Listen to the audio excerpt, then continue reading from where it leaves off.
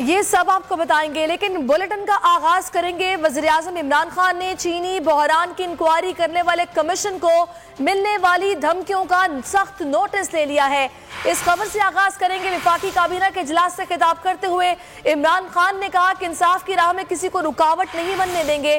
काबीना इजलास के बाद मीडिया ब्रीफिंग में मुआविन खुसूसी फिरदौस आशिक अवान ने बताया कि शहजाद अकबर ने चीनी बहरान पर रिपोर्ट वज़ीर-ए-आज़म को पेश की। रिपोर्ट में शुगर पॉलिसी पर कई सवालात उठाए गए। वज़ीर-ए-आज़म ने काबीना को बावर कराया कि 25 अप्रैल को कमीशन की हतमी रिपोर्ट आने के बाद सिफारिशात की रोशनी में, आइन और कानून की रोशनी में एक्शन लेंगे। वज़ीर-ए-आज़म ने कहा कि मुस्तकबिल में इस किस्म का अमल दोहराया गया तो सख्त एक्शन लिया जाएगा। फिरदौस आशिक का कहना था कि एहसास प्रोग्राम में किसी जानिबदारी का मुजाहिरा नहीं किया जा रहा।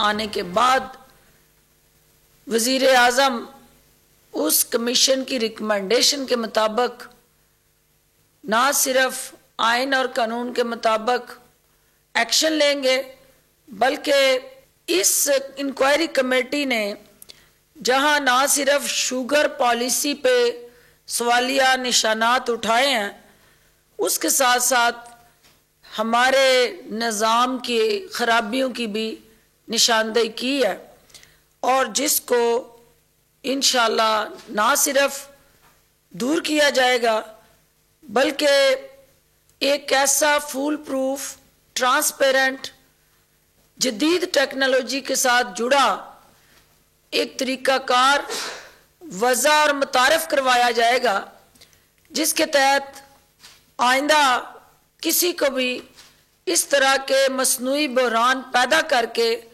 अवाम को मज़ीद किसी मुश्किल से दुचार करने की जुर्रत और हिम्मत ना हो सके।